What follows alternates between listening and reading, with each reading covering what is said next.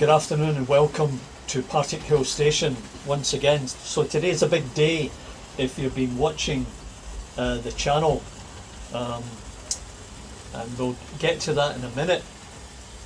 So it's been raining here today, and tomorrow it's probably going to be 16. Hello Tom and Paul and Darren, how are you doing today? Just give me the big thumbs up if you can hear me okay, because I've changed things around a little bit in terms of the cameras and the microphone.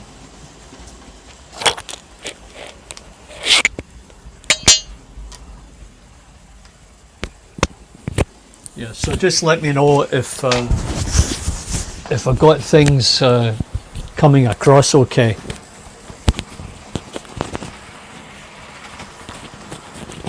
Well, that's good. 10 degrees, that's pretty good. Comfortable. So today, I've got a couple of trains running here. I changed some of them up. And I've also got the big giveaway. And we'll talk about that later in the broadcast. So I've been doing a couple of things that you might be interested in. Let me just see if I can get a good shot of it here. Just hang on.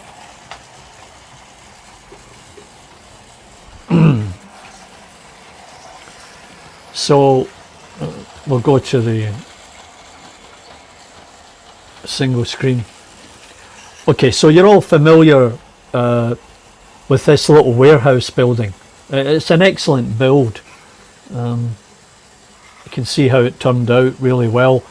But I was watching Boomer Dioramas and he gave me the idea to add a little bit of extra detail to my models. And so you can see up here, I've added in some conduit running above the door, and then I've got a fuse box, terminal box, and then it goes down again to another little box just to the outside of the door. So I've painted them, and if you look closely enough you'll actually see that I've got little supports that I cut out from thin strips of plasticard, and then I added in some grass to make it look as if it's been up there for a while. So let me just show you this stuff.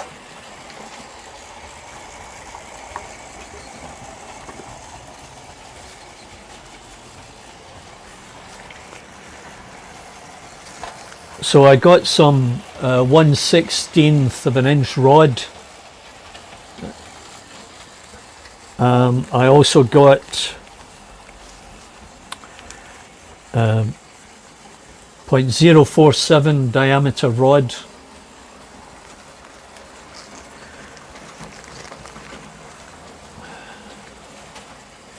And here is some flat bar. And that's what I used when I cut it up to support the conduits, and I glued it all together, then painted it, and then stuck it onto the to the warehouse. And here's some I-beams that I've got. They would probably be used. Okay, let's say hi here. Hello Lee, how are you? And Newland, yeah, I saw your video earlier today, well done. And there's Tom. Microphone's a bit loud and seems to be clipping. Okay, let me just see if I can adjust that.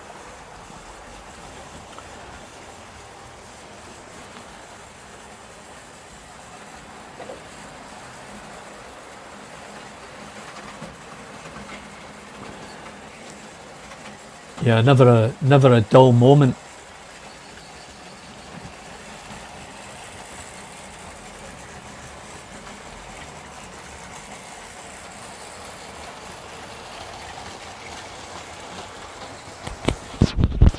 Well, maybe it's because I've got the mic mounted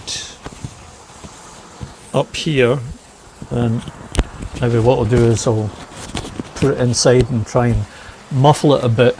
And of course, what you have to remember is when you're doing these type of broadcasts,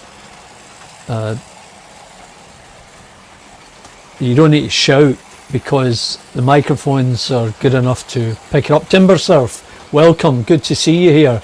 Thanks for joining in. And Clive, yeah, that's okay, Clive. Funny you should mention that. A while back I went to get my eye test. It was a couple of years had gone by and I had to get them tested. So the ophthalmologist said to me, it looks as if you've got narrowing angles. I may have spoken about this before. So it turns out I had to go and see a specialist and got laser treatment. And I asked the guy, well, what would happen if we didn't do anything about this? Hello, Andrew Dobson, how are you? And he said, well, you could end up getting pain in the eyeball, you could have a stroke, you could go blind. Yeah, okay. And just as I say that, I had a derailment. Let me just take care of this for a second. That was because I placed that that little building too close to the track. Otherwise everything was running just fine.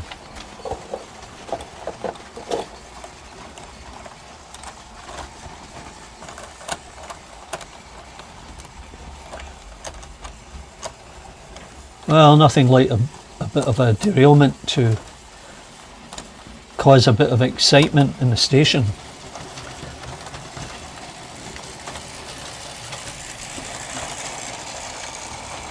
We're getting there.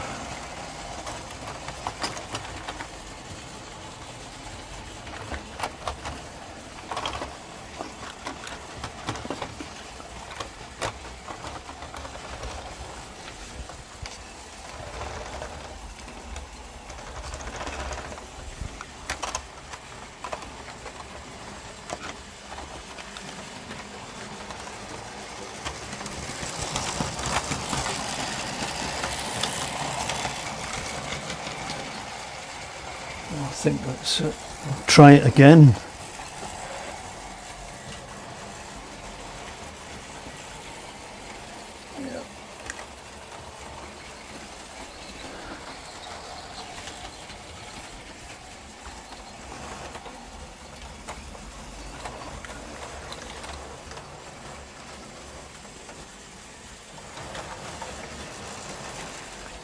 Yeah, it's going, but not perfect. Well, it was running okay, but that's what happens. Clean things up and they don't always work out. Or you've got cataracts on your eyes. Yeah, that's the other thing they told me I had to be careful about, was getting cataracts, and so this requires me to go for a checkup every 3 or 6 months.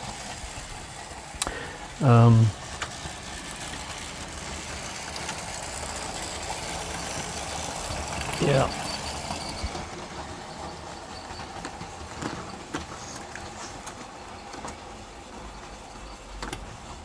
Excuse me leaning in here.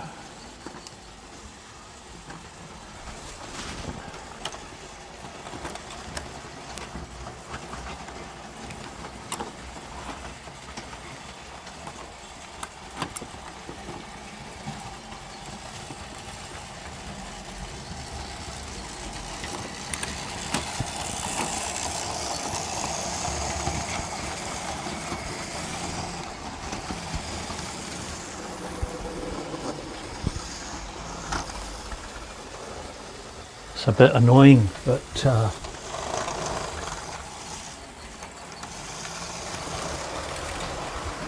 anyway, yeah, cataracts, it happens, and you have to be careful.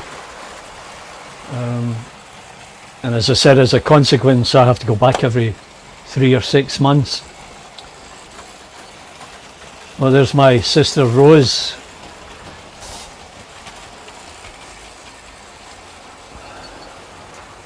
Well, that's good, Rose. It's important you get your eyes checked every now and again.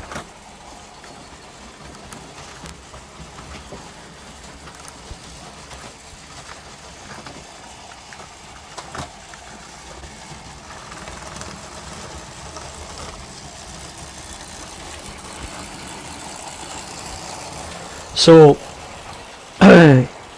yeah. There's Newland, what is he saying here? Got to get my eyes done now. I get free NHS. Couldn't get it before, even though I have a muscle wasting condition. Oh dear, sorry to hear that. That's shocking that you couldn't get it done. I know the service of National Health is world renowned. But there's a load on the system, and hopefully you can get that addressed. Anyway, so back to the building. So the I-beams that I got, they'll be used at some point on a structure as intermediate beams, and what I'm thinking of doing, yeah, thanks Dan, I thought I'd bring out a couple of different ones for today. So I was watching Alan in the Loft on his journey around the UK, and he visited the Strathspey Heritage Centre, and I've been there a couple of times. It's a great location, just north of Aviemore. We were up touring the Highlands one time and took the kids there, and great station and a good variety of locomotives and running stock. Anyway, they've got a great water tank that's up on structural steel framing, and I thought, oh, I can do that. And then, as I say, this was years ago, and I was pretty busy at work, and although I had the beginning of a collection of model trains, I never really got into it. I didn't have a layout. I don't think the basement was finished. Anyway, when I saw Alan up there at Strathspey, it twigged, and memory came back of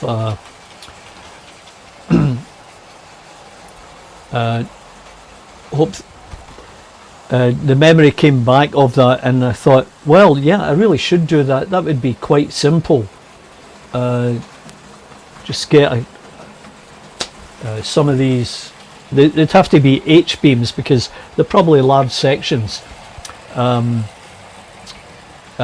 say they're probably they might be 10 or 12 inches deep to support that type of weight that it's got up there, and then the bracing. So that'd be a nice little project to get into.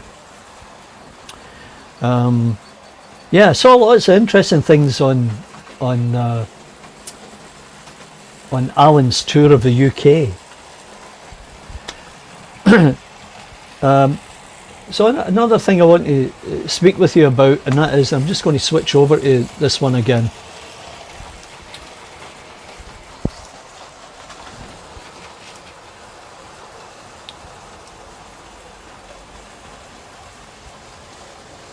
So, I'm sure you know what these are.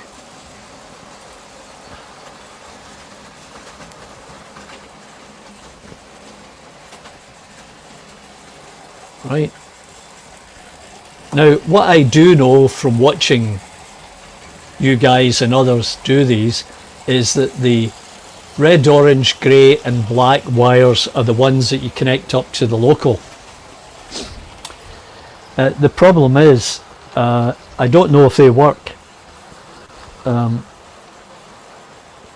It's entirely possible that my friend had them in his local, and for whatever reason they never worked, so I think he may have taken them out.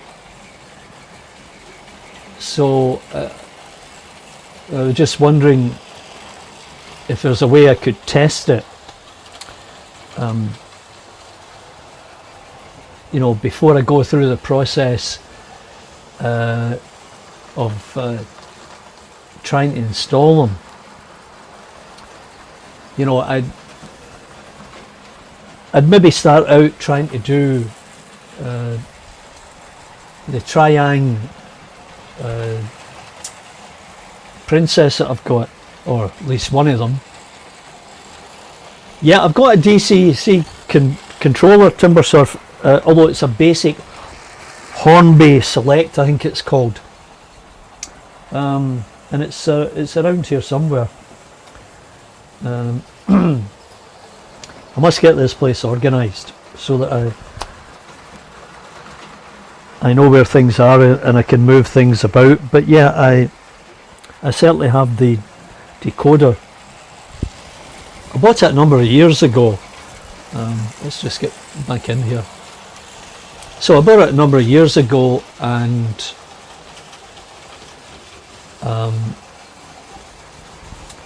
my intention was to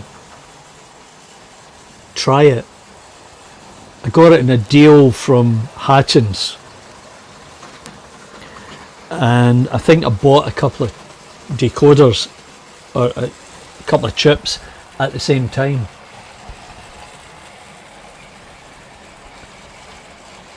Oh yeah, Newland jerry rig a motor. Yeah, well, I've got some spare motors around.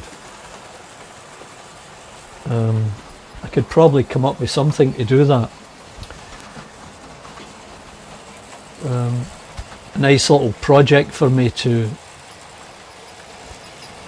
get into. So yeah, you know, it'd be nice if they worked, and I got them into a couple of locos, and then, you know, as I told you, I'm thinking of adding a third line in there.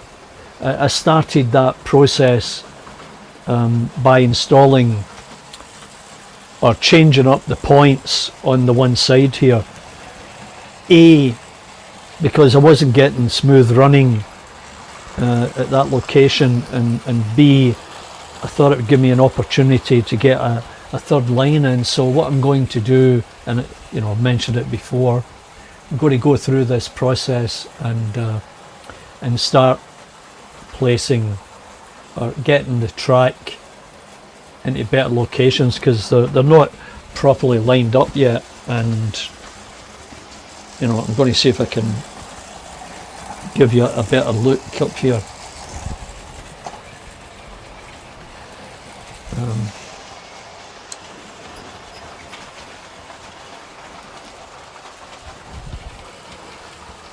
yeah, so you know, as I said, I've got 3 tracks in the up, 3 tracks in the down.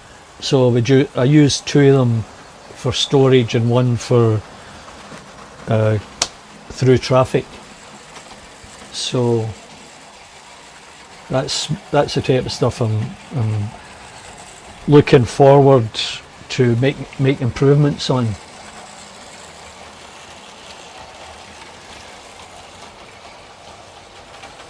Hey, hi Digger. Let me just backtrack here.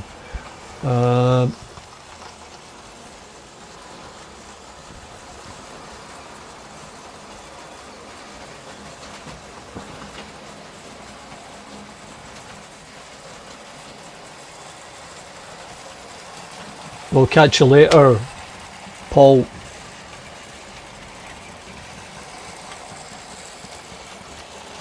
Yeah, well, you see, maybe that's the problem, Newland, is that I think my friend bought a Hornby Select decoder and a couple of chips before he stepped up and bought the handheld walk around type. So that may have been the issue. So a bit of testing to get done there to see what's actually going to happen. So but that was a nice little find. Anyway, so the continuing story with my APT. Now, if you've been watching my recent videos, I've been doing a bit of maintenance on some of the locos, and in particular, you know, I have 2 APT sets.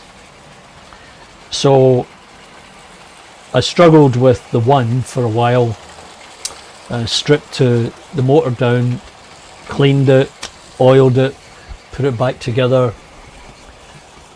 The screaming whining was gone, but what wasn't working, it was spinning, and that took me back to my original questions about the Ringfield motors and the A4s that I have that were suffering terribly from these banshee squeals. So, and at that time, Barry Davis made a special video for me and posted it on YouTube saying, "This is the problem, Charlie. Those cogs, if you've got an island cog, it's probably expanded or broken, or there's a crack in it, and that would cause the spinning." So eventually, and you heard my saga about trying to get parts over here, and my sister and all of that stuff. Anyway, I eventually got those bits and pieces in the mail, and I set them aside, wait until I'd received everything, and then thought eventually I'll get into this. But the situation with the APT came up, and you know, as I say, I struggled and struggled, and then just last week I was looking at it, stripped it down again, put it back together, and I had the 2 of them sitting side by side, and you know, I put one on the test track. March West Junction TMD, good afternoon, or good evening, I should say, because remember, I'm 5 hours behind you.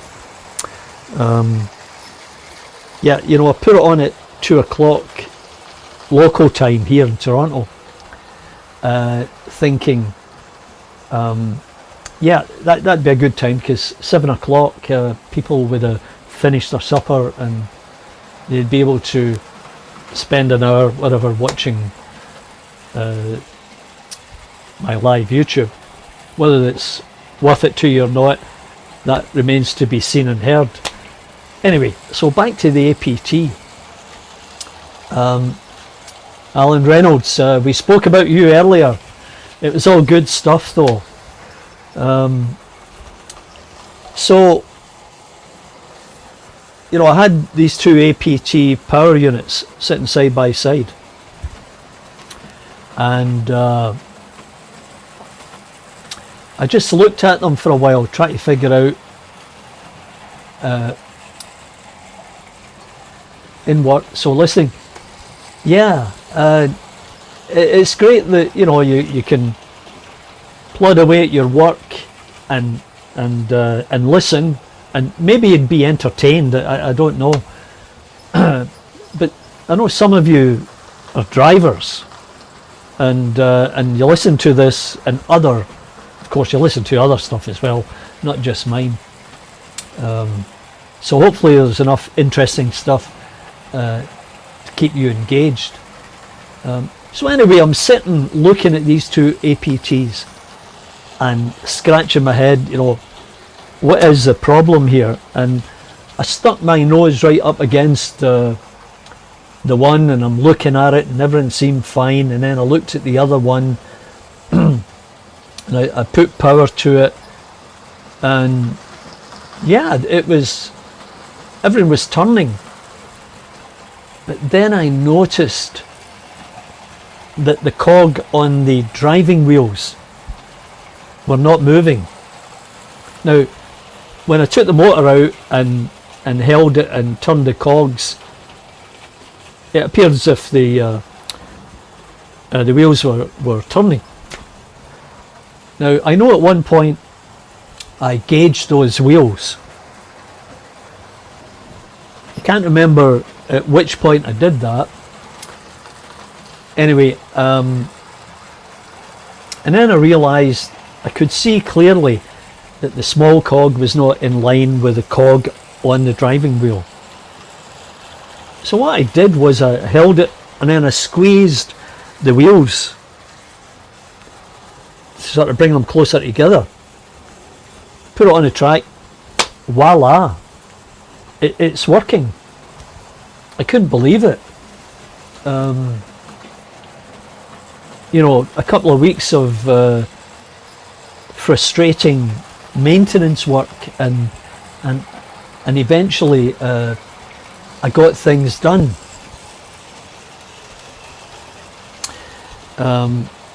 So I let it run for a while, and you might have seen the video, and yeah, everything worked. So I looked at the other one and I made sure those cogs were in alignment, and then I put power to it. Not a sound, not a spark, nothing. So I took the brushes. Anyway, so here is the one in question, right? So it's got a single pickup here, and what I did was I put power to it, made sure everything was in alignment, and it was all cool, but no power, no movement, no spark. So I sat there once again trying to analyse, well, if it's not turning, there's no power. And so I took the I don't know if you can see back here, but the test brush, right? And I put it, the one end, the clip, I put it down here at the pickup, and then I touched it up here, and of course I got power, I got movement. So I think that tells me that the pickup wire is no good. There's something wrong with it. And that was the one where I had the problem getting the brushes and the springs back in. And thanks guys, I did go back to your suggestion of putting them in from the other side, and then being able to pull the clamp down, and that worked, right? So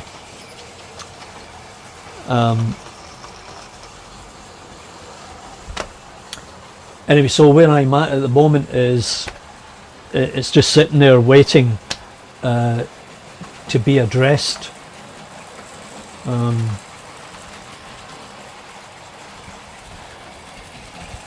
I got some nice little figures from Crew. I got some painted and unpainted, and thought I'd have a go at myself. And they were from CT something. The guy Tony. I'll need to dig it out and give him credit for getting these over to me. But they're really nice little figures. You go into an art store, you should always keep your eye out. There's a place here called Michael's, and $2 for this bottle. It's Testers. This is a rust colour, and I'll show you.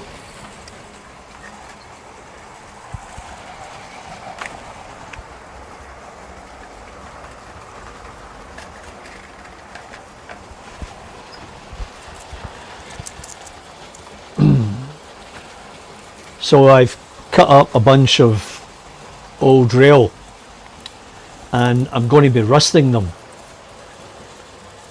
and then I'll place them around the track in maybe 3s or 5s or 7s. Everything looks good in odd numbers, funnily enough. I mean, they said 3's a crowd, 2's a pair, but sometimes it works when you've got the odd numbers.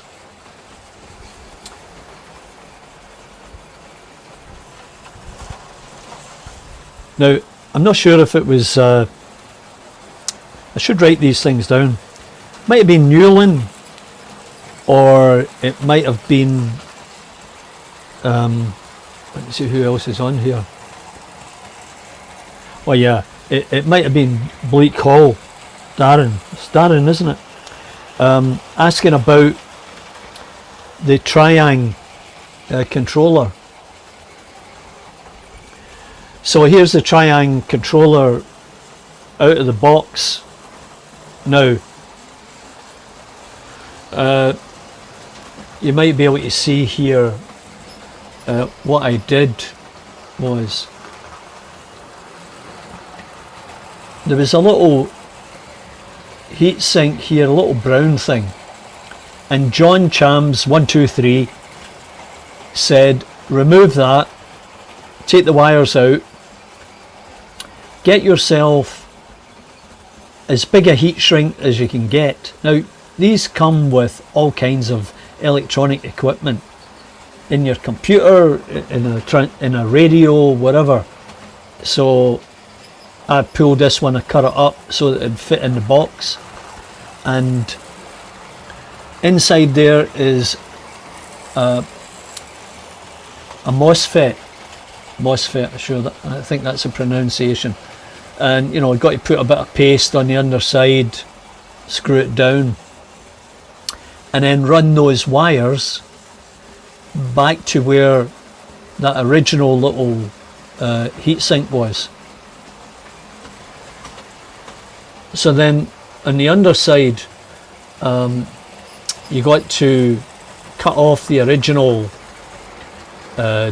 wiring, and then you got to cut the track and then jump from here out there to the outlet that goes to the track, right? So you scrape off the tracks in here so that you can do that, and then I kind of screwed that one up, but I jerry-rigged it, you know, so,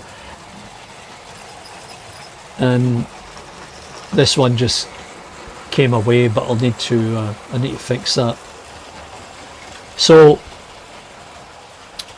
this was the first time I tried to do anything electronics, right?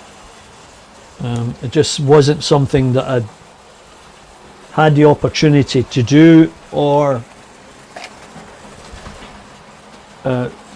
was unsure of the whole thing. And but when I saw John Champs do this, I thought, oh, that's great, I'll have a go at that. And I followed what he was doing and eventually got it done. And at that time he said, I was communicating with him at the time, and he said, oh Charlie, you need to get a battery charger and hook that to the battery charger. So you plug the battery charger into the wall, hook it onto this, and then plug it onto the track. So before I had the layout in here, I came in one day and I thought, right, I'm going to do what John suggests. So I've got a battery charger in the garage, and I brought it in, hooked it all up, and I had these alligator clips and whatever, and I had it sitting out there, and I had my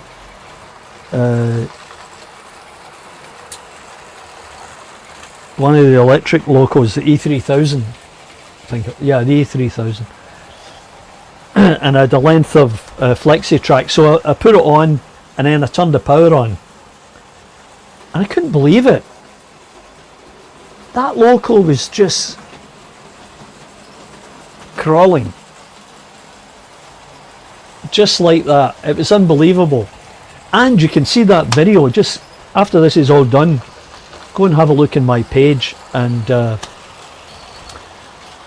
check for that video, because I was amazed. You know, John would you know, he's got this nice layout where he's got 3 or 4 tracks there running around, and he would have his locos crawling, like, great control. And he'd always say, well, you know, it's all about servicing and cleaning, maintaining, but you know, you need to get these hang on a second.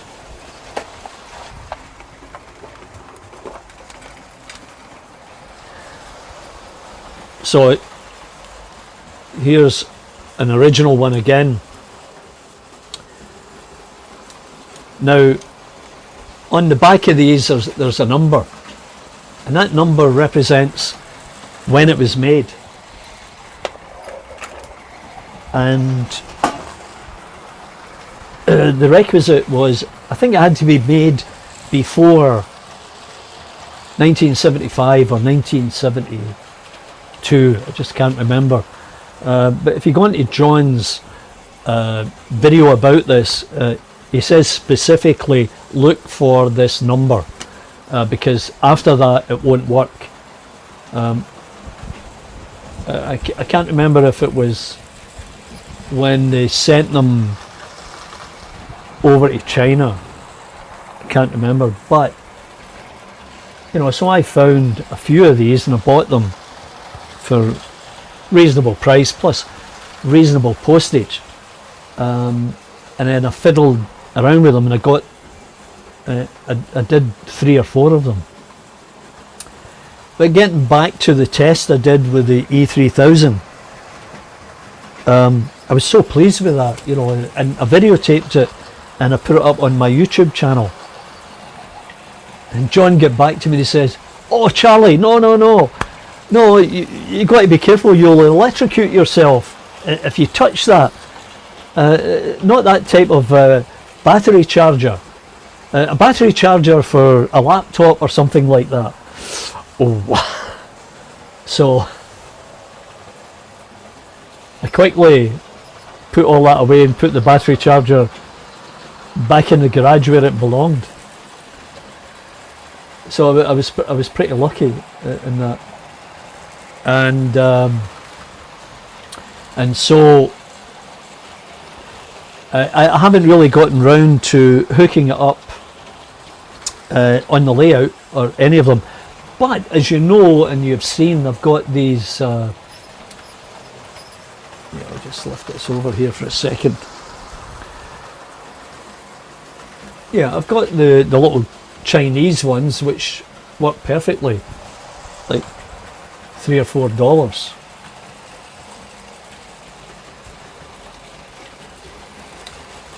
So there's all kinds of options, and you know, one thing I've got to do is I've got to build something here that I can put these controllers on and get them off the table, because it's a bit of a pain that way. Oh, here's another little addition. Just bear with me. Yeah, so there's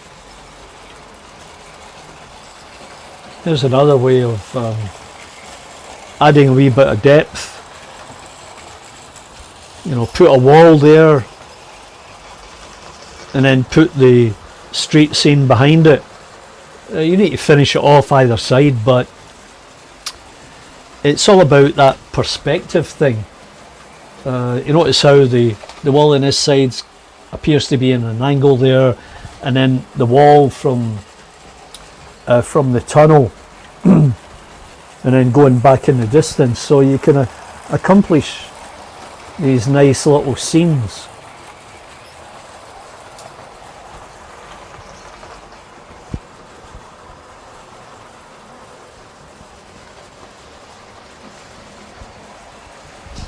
So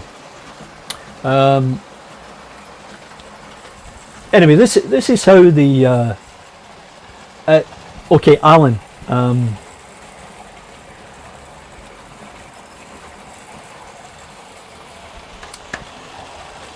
first of all, Tom, yeah, you're correct. John did do that after the fact.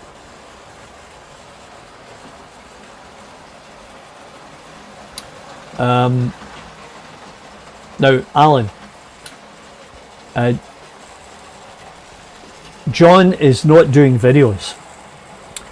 I had mentioned this quite some time ago, early in the year or late last year, I can't remember.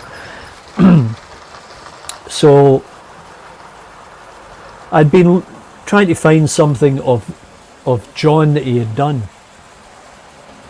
and I think I wanted to buy some wheels for my EM2, because you know, it barely run. It was so problematic with those wheels, and I'd searched and asked on MRYC or Barnabas Junction or whatever it was, and the story came that John had passed away. I was like, oh, that doesn't sound right. I was talking with him not long ago. So I searched and searched and searched, and I found his email address or his phone number, and the phone number, there was no response, and somebody had said, oh yeah, he got sick, went into hospital and passed away. Well, as it turns out, those rumours are way out of whack, because I spoke with John on the phone. I eventually tracked him down, and he said, Charlie, what happened was, yeah, I wasn't well for a while. I had problems, and well, one of the issues was his eyes, but he said that he had lost his cell phone, so he was out of touch for a week or whatever, until he managed to get things resolved and then got another phone, and I was able to do all this through email. And what he told me was this: he's not doing any more videos. He just can't do them anymore because his eyes are bothering him, which is a shame. the other thing is he's selling off all of his stock. Oh, I just had a camera go out and I think I know which one it is, so just hang on for a second.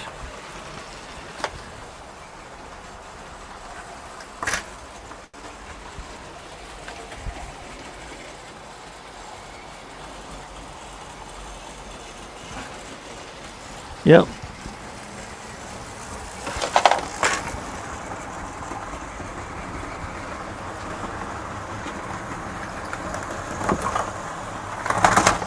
Oh, damn. Sorry about that. Just hang in.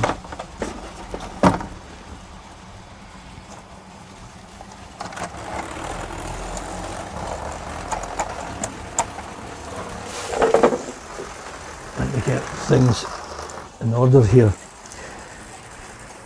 So you need to hang on a minute or two until I get this. That's a problem with cameras. You know, if I can't get around the layout, I've got to lean over it. And I think we should be back online with that camera.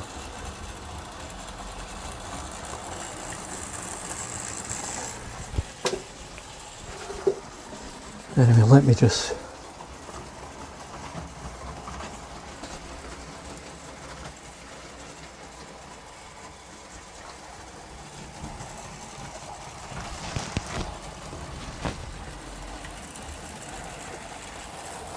Okay, I'm just going to leave that for a second and try and finish this story. Anyway, so yeah, he's selling off all of his stock, everything. And when I spoke with him last, he said he had sold quite a number. Many of them, or at least one of them, to a lady in Niagara Falls. Who was after one of his Canadian National locomotives, which was in original condition and, you know, pricey, but the lady wanted it. I don't know if it was for her or her husband. So let me just...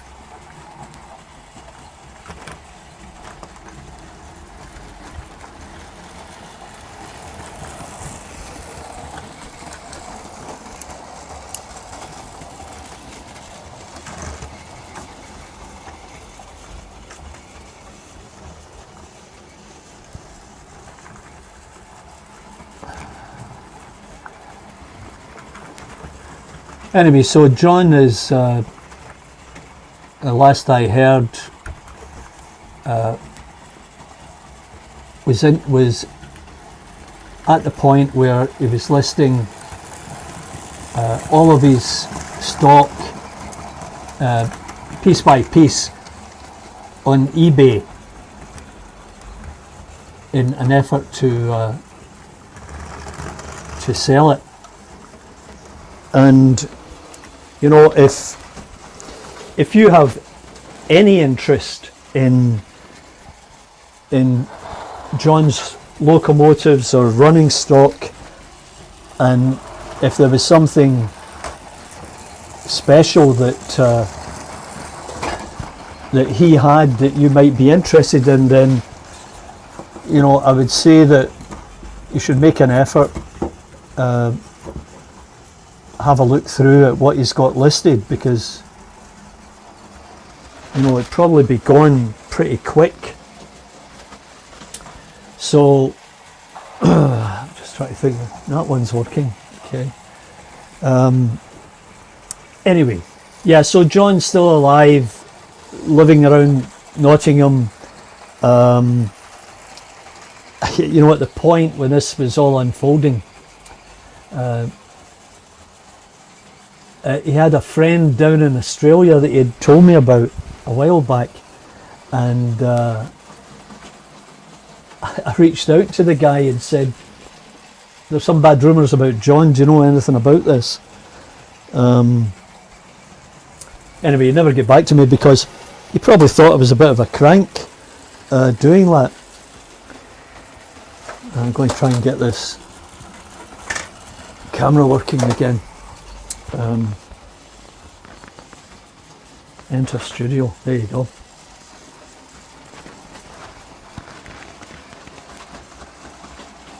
And we'll put it here.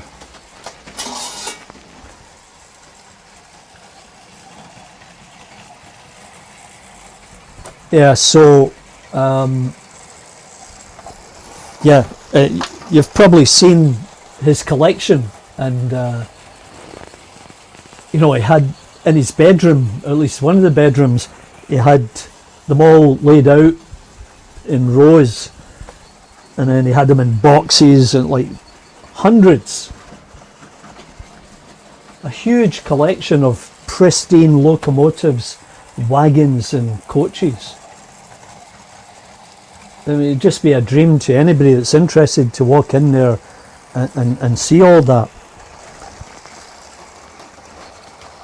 So yeah, have a look around if you're interested in anything. So moving on to the draw now.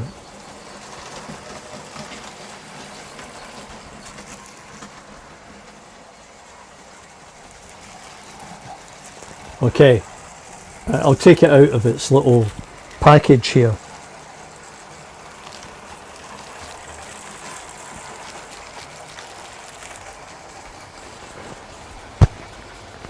And there it is.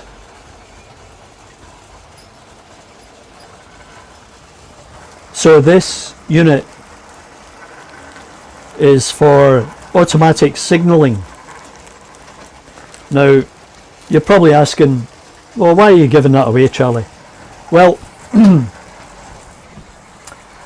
I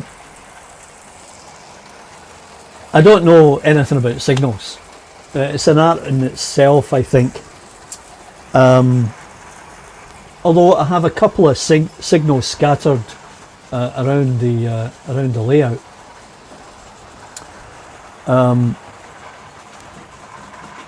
And you know, I bought it in error. I was looking for an automatic shuttle unit, and I mistakenly ordered this.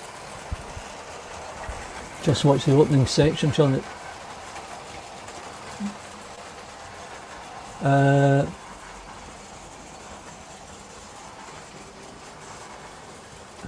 Yeah.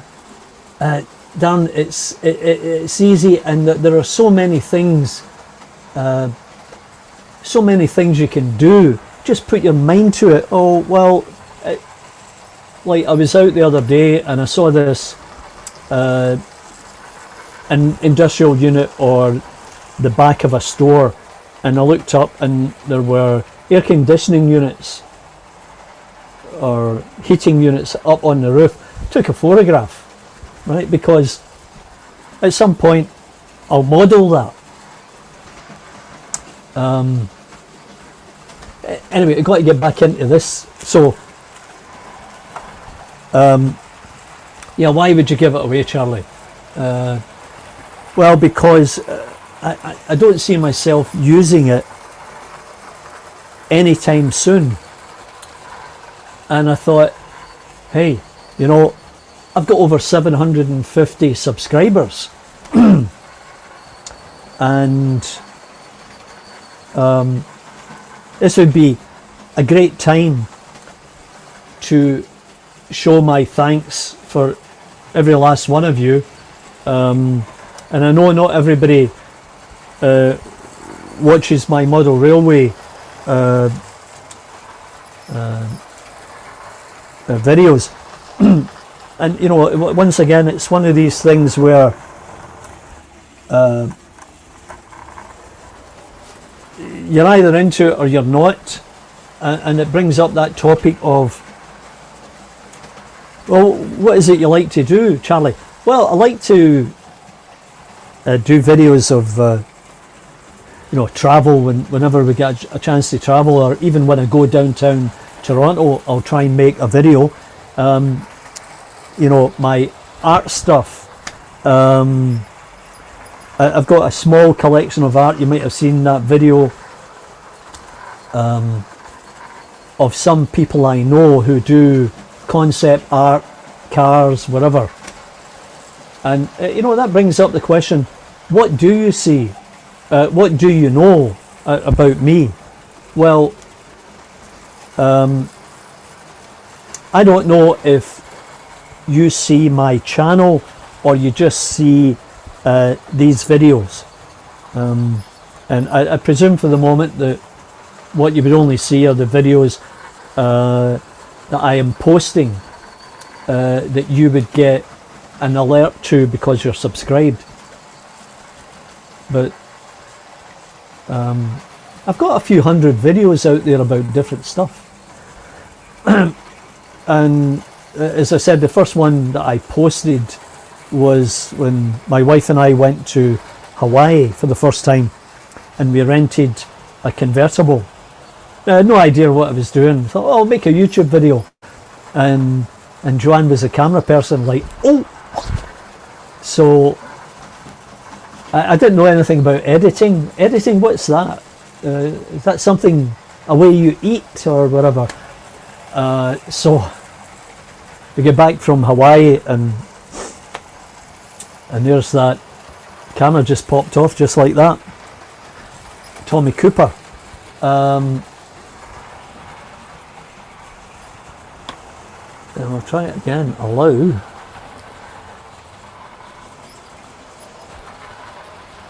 Let's see if it comes in.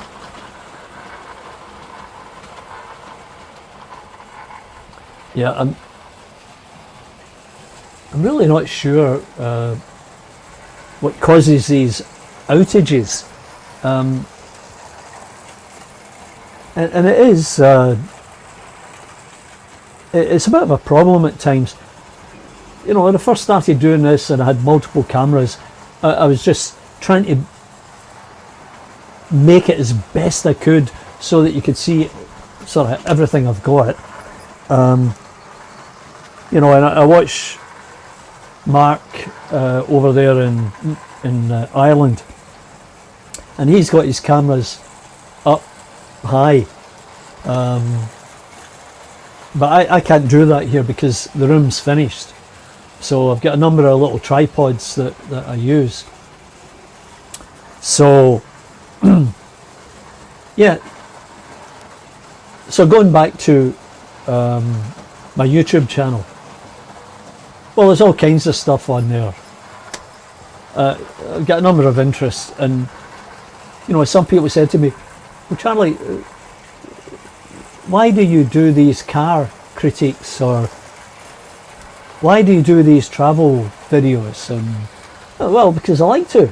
And I had a few followers, but nothing big. And then somebody said to me, well, if people are watching you because they like model railways, they don't want to go in there and see car videos or art videos or travel downtown videos. They'll be disappointed, and then they'll go, well, what's this all about? Where's the trains? What about this guy Charlie? He's supposed to be a train guy. So I was persuaded to focus on the trains, on model railways. Now, I still like to do other stuff, and so every now and again you'll see something else, and I've gotten to the point where I don't really care how many subscribers I get. 750 is a big number. I mean, I know people that get millions, but I've got 750 plus, and for a guy like me, that's pretty cool, pretty darn good actually, even if I say so myself.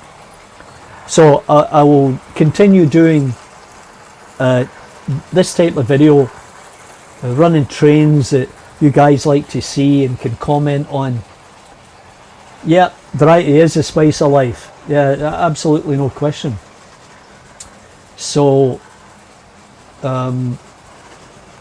yeah, so that's the thing about the videos. Let's see what I can do here.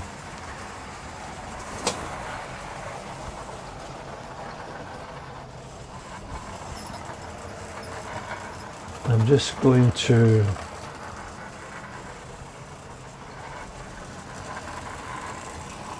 get something else out for your entertainment. I need to wait until this one comes back around.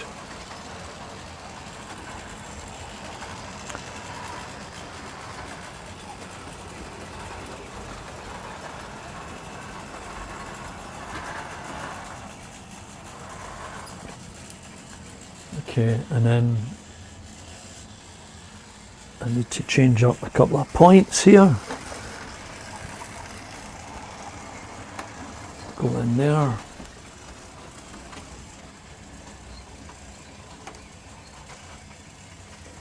See how this all works. That one, and then oh.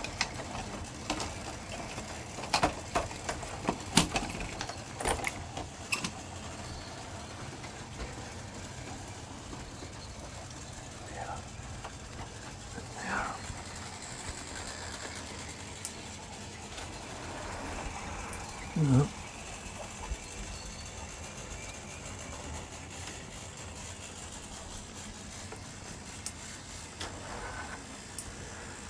Yeah, there's always a challenge. That one, yeah, I know what I'll do. I'll just get that off there.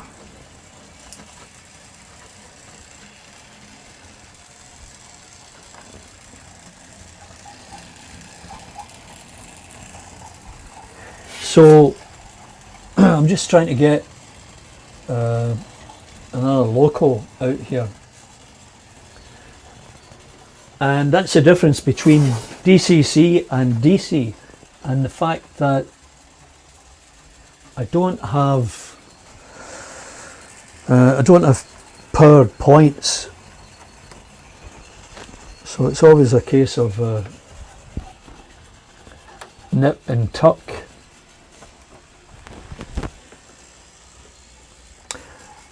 Not really sure why that one's not going, but we'll just let this one go for a while until I think it through. So, okay, so getting back, and I have no idea about the time here, how long I've been on, but getting back to the draw. Now, the interesting thing is that whenever I do a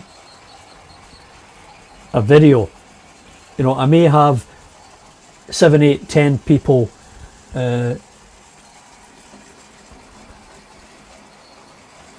yeah, there's Alan. Like you, I like being in the railway community and just do it for enjoyment. You're absolutely right, Alan. So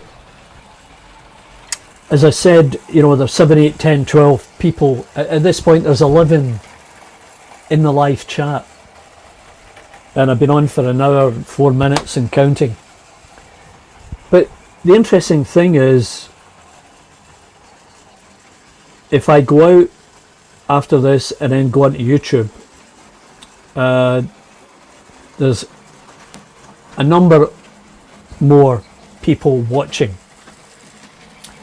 I guess they just don't come into the chat line. But the important thing is, if you are watching, Barnabas Junction, good evening. Hi, see, Jason knows if I'm going to win this little unit, I better get in there. Well done, Jason. And thanks, Jason, for all your help with the APT. We spoke about that a few minutes back, about the trials and tribulations of the APT, and that, yeah, one of them works fine. So, getting back to this draw, Digger Evans, how are you? There's that camera, just keeps dropping off, and as I said, it's a low battery.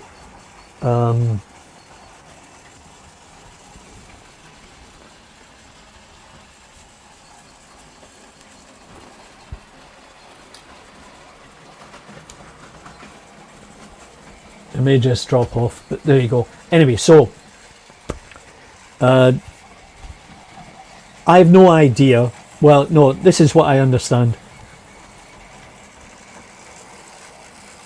Yeah, thanks, Jason. A great pleasure. Oh, Christian Del Grosso, wow. Welcome, Christian Del Grosso, to Partickhill Station. Now, you've been here before. He is probably the only guy on here that has actually been here checking out the railway. And I'll tell you, Christian is a comedian, an actor, a leader in the sort of entertainment industry on YouTube, Vine, etc, etc, etc. He's an all-round great guy, and you should check him out. It's a real success story because he started out with this thing called Vine, V-I-N-E, and it was 12 or 30 seconds, and in that time you had to be funny or interesting, and the funnier or crazier the better. Anyway, he ended up having millions of followers, and realised that there was a career there, and yeah, he's moved on, and he's got a career, and was in a recent movie. Just can't remember the name of it offhand because I'm thinking about model railways, but yeah, an all-round guy, and successful, and deserves every credit given. And I'm not just saying this because he's my daughter's partner. That is a fact, but yeah, he is. He's just an all-round great guy. I live in LA, and been down a couple of times visiting, and we went exploring for Blade Runner film sites and made a video. He did all the camera work, added the music, whatever. And if you look for it on my YouTube channel, you'll see it, and it's just fantastic. I was so pleased with that. Anyway, Christian, thanks for dropping in. That's a great pleasure. And now you know how far the model railways come, and what I get up to with all these other guys. Yeah, all-round great guy. You like that one? Hoping to get down to see you.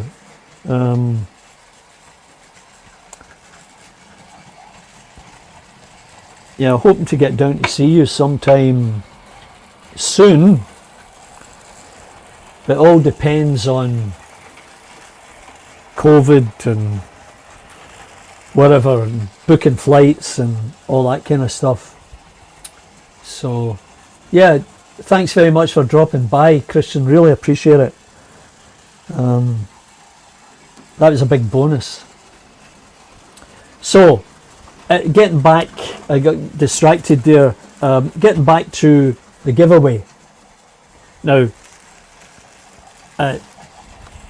this is $20, but that's not the point. The point is somebody will be able to use this, and in recognition of reaching 750 subscribers, and the way this will happen, we'll get into the draw, and I'll give you a word that you need to put hashtag and in the word. I think you know how it goes. And then we'll run the draw, and StreamYard will pick up everything. I don't have to be worried about that. I sit here and control the trains, and then StreamYard does the rest. In the meantime, I'm trying to figure out why this train's not working. And that's what happens. Yeah, there's got to be something on here that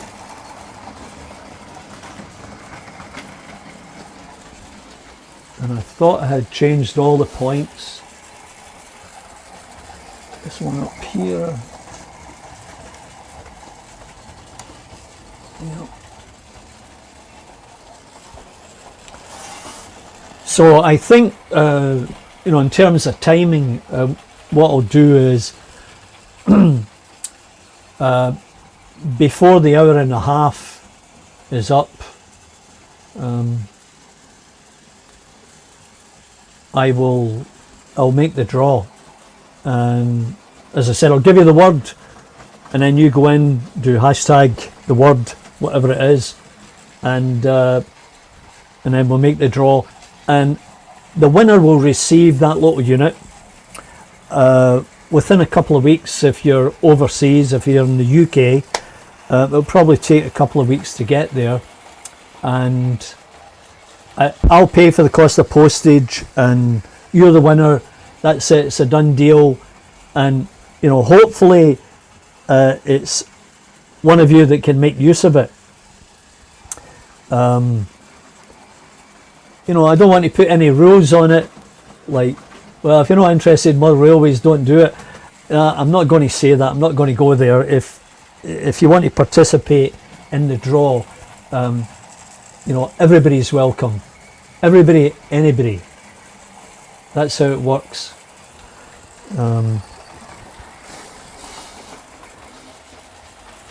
So let's just see if I can change something up here. And just for Jason, I'm going to try something different. So we'll see how this goes.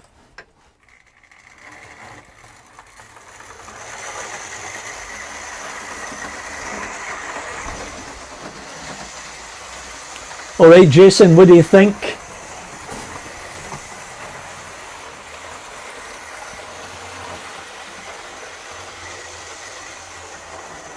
Runs perfect.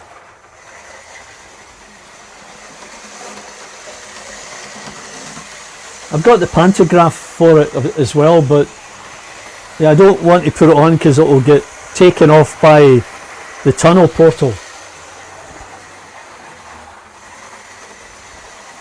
Star Wars, yeah.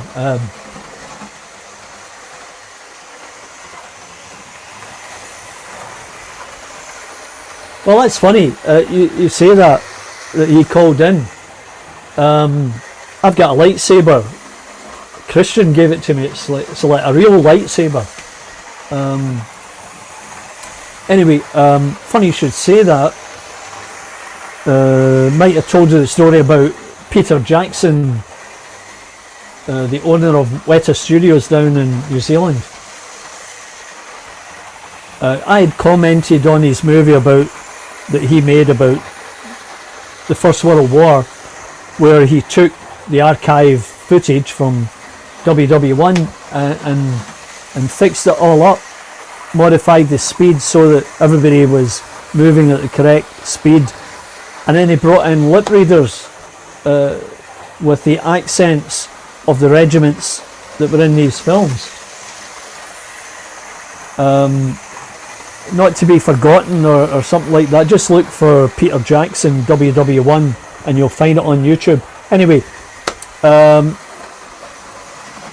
got to see it before it was released, and I made some comments on it about how well it was done, and there was a guy from where I lived in Partick, of all places, who was in World War One, and there is footage of him in the trenches carrying a comrade on his shoulders. Well, I mentioned that to Peter Jackson, and you know,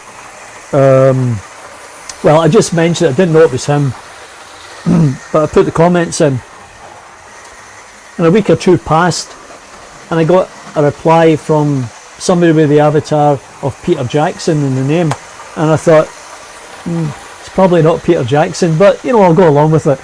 And you know, we exchanged a number of chats. You know, yeah, I was in New Zealand. I went to Weta Studios. I took the tour, fabulous. I've been to Hobbiton, fabulous. I met your partner, Richard Taylor, and you know, he spoke about his family going from Manchester to New Zealand on the £10 deal.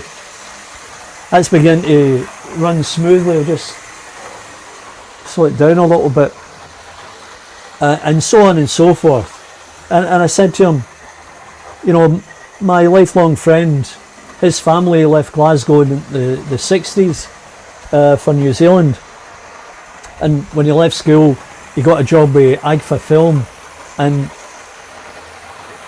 selling film to photographers, whatever. And he said to me, Charlie, I call on this young film producer, filmmaker, and I think he's going to be big. You keep an eye out for him. His name's Peter Jackson. So I related that to whom I thought was Peter Jackson, and he just said that's an amazing story. And I said, well, look, it's been great chatting with you, because we were chatting for about an hour on and off, and I said, I'm sure there's a million people want to chat to you, so thanks very much, really appreciate the time, and nice chatting with you, bye for now. So I was talking to somebody else I know who's a Lord of the Ring fan, and I said, you know, I should go back in and ask a question.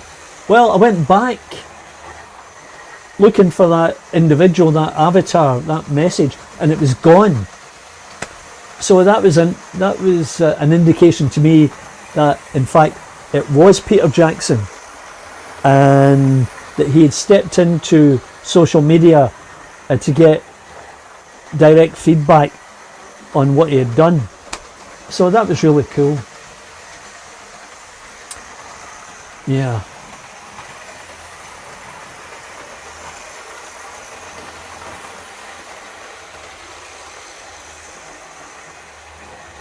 Okay, Digger, good of you to drop by. So, I'm just trying to think what else can be spoken about or shown here. Oh yeah, well, 3D printing, you know, if you can see around the layout, we'll just go for a little walk with this. So there's one of my relay boxes. There's another one there, not located yet or fully painted. There's a few of them there. You can see them. And they're kind of scattered around, right?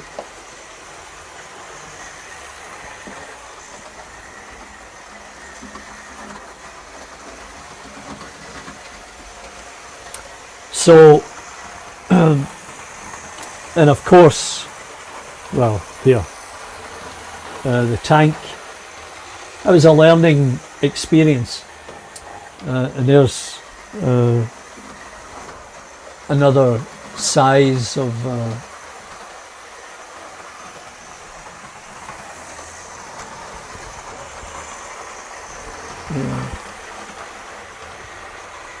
let me just go solo on this.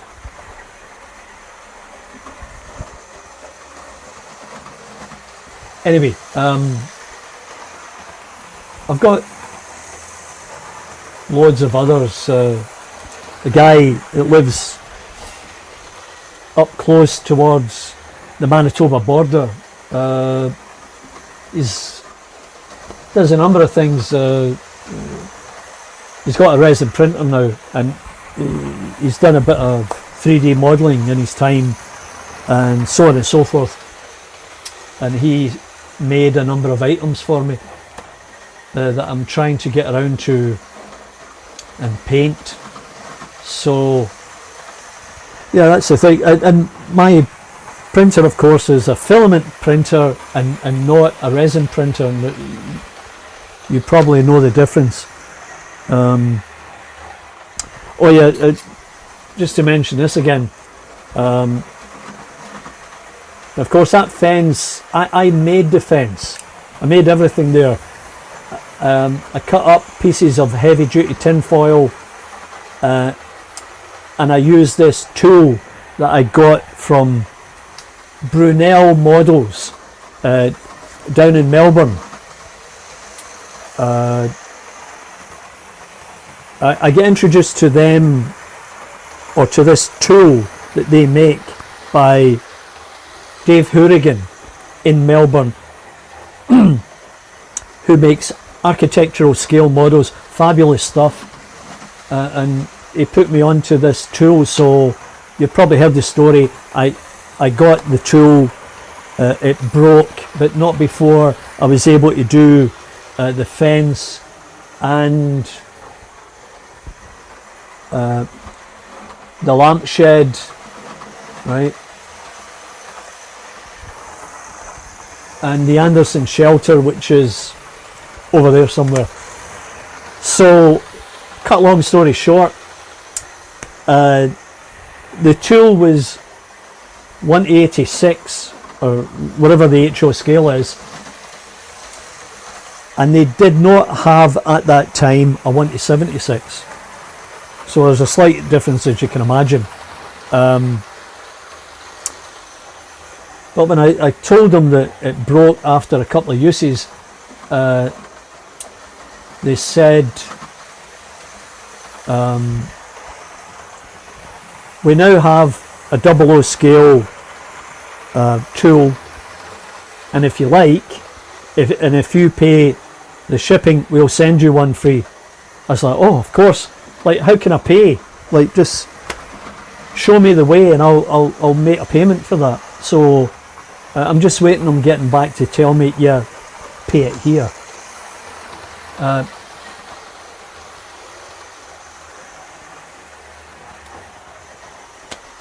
Tom Houston. Well,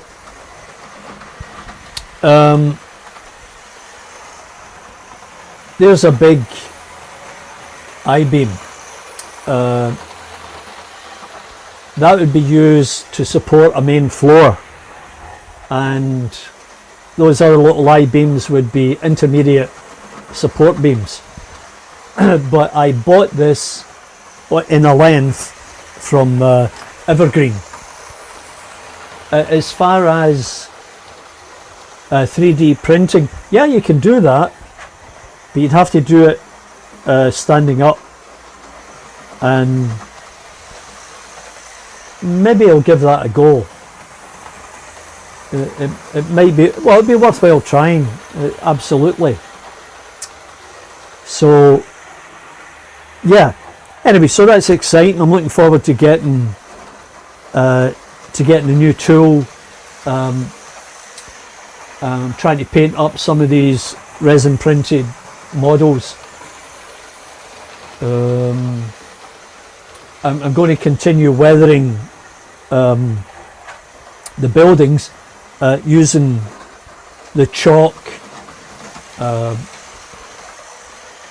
talcum powder, and a nice soft cotton pad to put it on smoothly, and it will make everything look a little bit more realistic. I mean, you've probably, if you were on last week, I think it was, well, you saw that I had given the chimney a little bit of a treatment, and of course I did some of the warehouse too. So yeah, there's a number of things to be going on with. Let me see. All right, so I think maybe now. Yeah, thanks, Dan. You're pretty good yourself. I saw your work, so, and I'd like to see more. Yeah, it just takes a little bit of time. Get the head down, get into it. Okay, Alan Reynolds. More work in the loft. I look forward to seeing it. Okay, so just hang in a second. Okay, this is how we're going to do it. We're going to do the draw now. So the word I want you to put in for the draw when it comes up is hashtag, the symbol hashtag fiddleyard. Hashtag fiddleyard. Okay, so hashtag fiddleyard. Right, everybody see that? Hashtag fiddleyard. You put it in, takes a little bit of time, and 10, 9, 8, 7, 6, 5, 4, 3, 2, 1. There you go. Well, there's only a couple of people in there. Barnabas Junction. I only saw 2 names. Oh.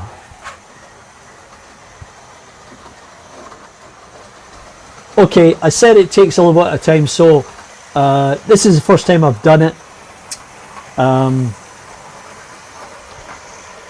But I'm surprised only 2 people put it in.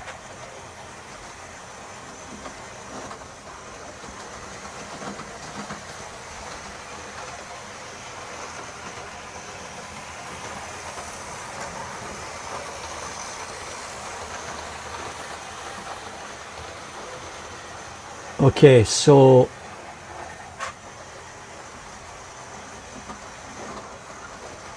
well, it looked as if there was only 2 people in,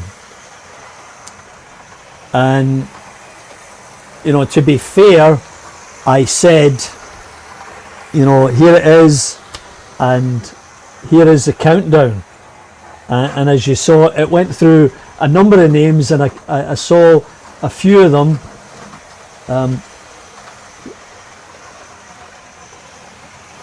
So the winner is Barnabas Junction. Congratulations, Jason, you're the big winner. So that's great. It certainly does go to someone who is a model railway lover, let's say, and yeah, I'm happy about that. It's just, I see it posted 4 times.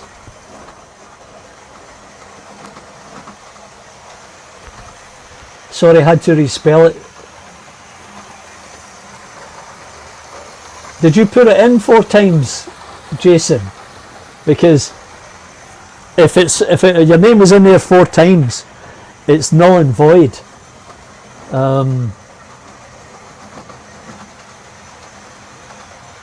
Yep, okay, so it's a done deal. There's no going back now.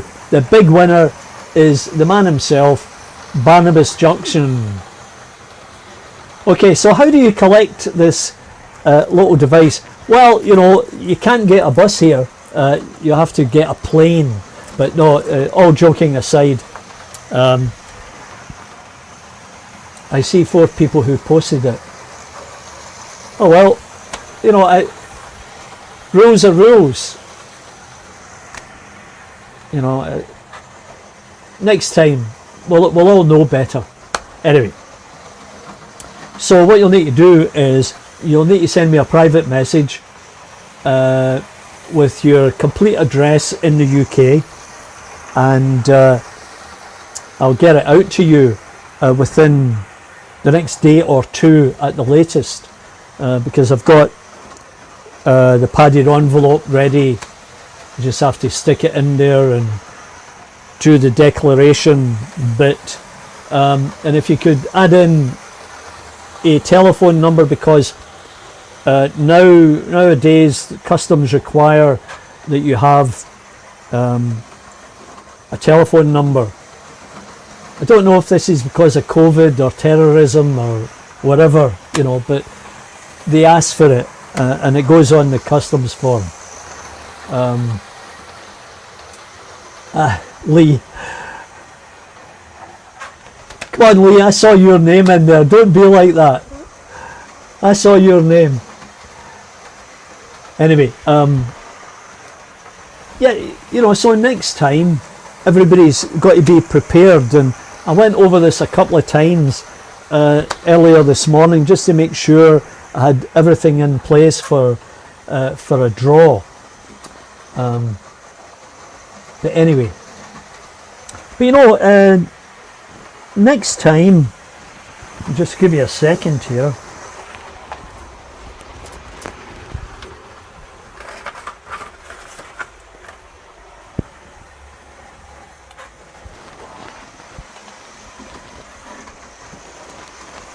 Yeah, next time I'll have something else, but I'm not going to have a satellite delay. Yeah, it could be. Yeah, good night, Dan. Bleak Hall Micro. Thanks for dropping by. So yeah, it's I probably should let everybody go. But as I said, I'm not doing a draw on a regular basis. That defeats the whole purpose of acknowledging everybody who participates in this.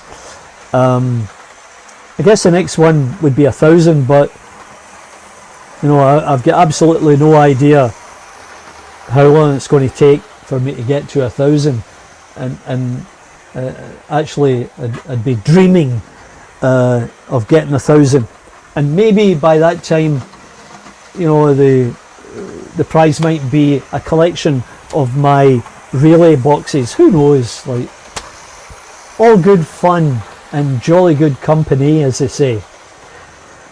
Anyway, you know, it's time for me to say goodbye.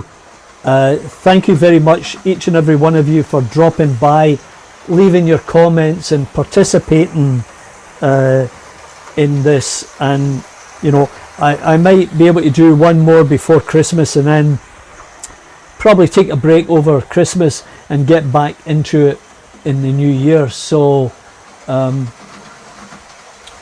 yeah, thanks again everybody who participated, and if you haven't done so, you know the story, big thumbs up, press that bell, all that kind of stuff, tell your friends, and thanks Jason for shouting me out on your show.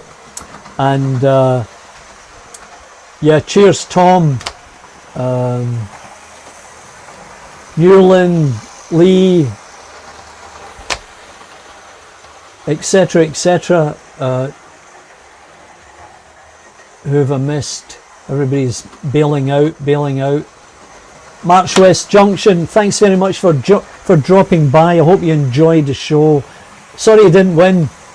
Maybe next time. Take care. And St Mary's Church, yeah, great videos. Watch them. Don't know if it was this morning or yesterday. Great videos, great layout. Thanks very much for dropping by. Digger, you take care. And we'll see you all next time here at Partickhill Station.